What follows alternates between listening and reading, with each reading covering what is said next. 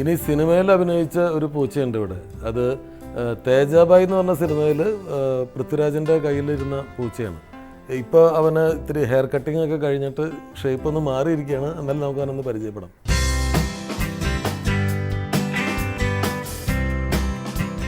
തേജാബോയിൽ നമ്മൾ അവതരിപ്പിച്ച മിട്ടു.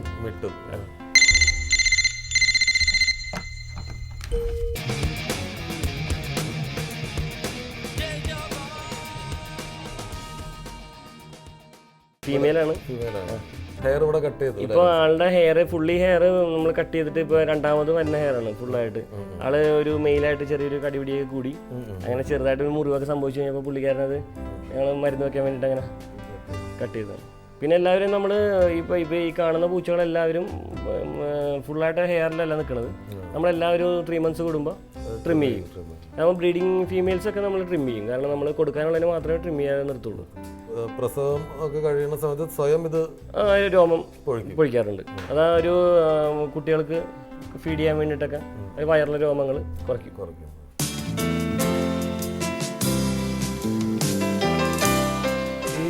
പൂച്ചകളുടെ ഭക്ഷണക്രമം അതിനെ എങ്ങനെയാണ് പരിചരിക്കുന്നത്? എന്തൊക്കെയാണ് ഇതിൽ നമ്മൾ വളർത്തുമ്പോൾ സൂക്ഷിക്കേണ്ട കാര്യങ്ങൾ? സാർ, അത് പൂച്ചകളിൽ ഇപ്പോൾ ഏറ്റവും കൂടുതൽ നമ്മൾ പൂച്ചകളുടെ ഭക്ഷണ രീതി എന്ന് വെച്ചിട്ടുണ്ടെങ്കിൽ ഇവരെ കൊഞ്ചിച്ചാലും ബുദ്ധിമുട്ടാണ്. കാരണം എന്ന് വെച്ചിട്ടുണ്ടെങ്കിൽ ഇവർ ഭയങ്കര ചൂസിയാണ് ഫുഡിലൊക്കെ. മറ്റുള്ള മൃഗങ്ങളെ അപേക്ഷിച്ചൊരു കഴിവെന്ന് വെച്ചിട്ടുണ്ടെങ്കിൽ ഇവരുടെ വയറിൽ കഴിച്ച് ചെന്നിട്ടുണ്ടെങ്കിൽ അവർക്ക് ഇഷ്ടപ്പെടാത്തൊരു സാധനമാണെന്നുണ്ടെങ്കിൽ പറ്റിയില്ലെന്നുണ്ടെങ്കിൽ അവർക്കത് റിജക്റ്റ് കൊക്കി കളയില്ലേ, ആ കൊക്കി കളയാനുള്ളൊരു കഴിവ് പൂച്ചകൾക്കാണ്. അവർ വയറിൽ നിന്ന് അത് കൊക്കി പുറത്തേക്ക് കളയും. അപ്പോൾ ഇവർക്ക് നമ്മൾ എന്തെങ്കിലും മരുന്ന് കൊടുക്കുക എന്നുള്ളതൊക്കെ ഭയങ്കര ബുദ്ധിമുട്ടാണ്.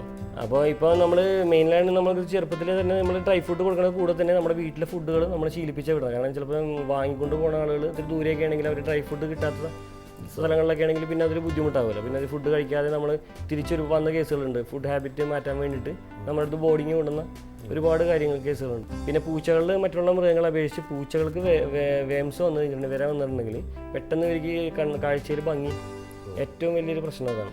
പൂച്ചക്ക് ചില ആളുകൾ കസ്റ്റമേഴ്സ് പൂച്ചകളെ വാങ്ങിക്കൊണ്ട് പോയിട്ട് ചെന്ന് മനസ്സിൻ്റെ വീട്ടിൽ കാണുന്ന അത്ര ഭംഗി ഞങ്ങളുടെ വീട്ടിലൊരു ഇല്ലല്ലോ എന്ന് ചോദിക്കും. അപ്പോൾ എന്താ സംബന്ധിച്ച് കൃത്യമായിട്ട് അവർ വിരമരുന്ന് നൽകാത്തതുകൊണ്ടാണ് ആ ഒരു പ്രശ്നം. പിന്നെ കറക്റ്റായിട്ട് ഇതിനെ ഗ്രൂം ചെയ്യണം. ഒരാഴ്ചയിൽ 2 തവണയെങ്കിലും ബ്രഷ് ചെയ്യണം.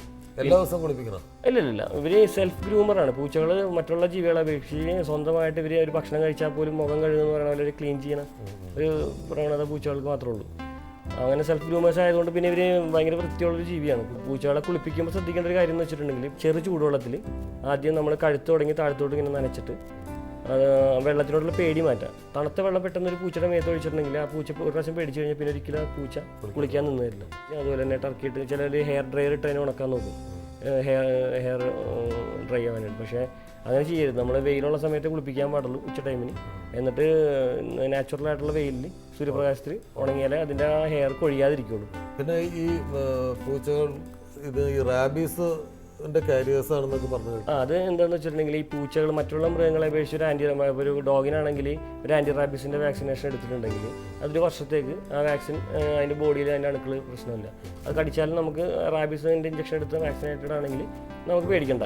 ഇപ്പോൾ ഡോക്ടേഴ്സ് പറയും അതിനെ 10 ദിവസം നിരീക്ഷിച്ചിട്ട് പട്ടിക്ക് ചത്തു കഴിഞ്ഞാൽ മാത്രം നമുക്ക് എന്തെങ്കിലും ഇഞ്ചക്ഷൻ ചെയ്താൽ മതി എന്ന് പറയും. പക്ഷേ പൂച്ചകളെ അപേക്ഷിച്ചെന്ന് വെച്ചിട്ടുണ്ടെങ്കിൽ പൂച്ചകൾ കാരിയറായിട്ട് പ്രവർത്തിക്കും. ഈ എലികളിലും നരച്ചിൽ അങ്ങനെയുള്ള ജീവികളിലൊക്കെ ഈ റാബീസിൻ്റെ വൈറസ് ഉണ്ടാകും. അപ്പോൾ അത് ഈ എലികളെയൊക്കെ ഇവർ പൂച്ച കടിച്ചിട്ട് അവർ വഴി നമുക്ക് തരാനൊരു ചാൻസ് ഉണ്ട്. പക്ഷേ അത് നമ്മൾ അകത്ത് വളർത്തുന്ന പൂച്ചകൾക്ക് അത് പ്രശ്നമില്ല. നമ്മൾ ഈ നാട്ടിൽ അലിഞ്ഞിരിക്കുന്ന പൂച്ചകളൊക്കെയാണ് അത് ഡോക്ടേഴ്സ് പറയണത് മാന്തിയാലും കാരണം മാന്തുമ്പോൾ ഇഞ്ചക്ഷൻ ചെയ്യണമെന്ന് പറയാൻ കാര്യം എന്ന് വെച്ചിട്ടുണ്ടെങ്കിൽ ഇവർ സെൽഫ് ഗ്രൂമേഴ്സ് ആയതുകൊണ്ട് ഇവർ ഈ ഭക്ഷണം കഴിച്ച് കഴിയുമ്പോൾ കൈ ഇങ്ങനെ അതിൻ്റെ നാക്ക് വെച്ച് നക്കി ക്ലീൻ ചെയ്യണമുണ്ട്. അതിൻ്റെ ഉമിനീരൊക്കെ ഈ നെയിലിൻ്റെ ഇടയിലുണ്ടാവും. അപ്പോൾ അത് നമ്മുടെ ശരീരത്തിൽ കഴിയുമ്പോൾ വരാൻ സാധ്യതയുണ്ടാവും.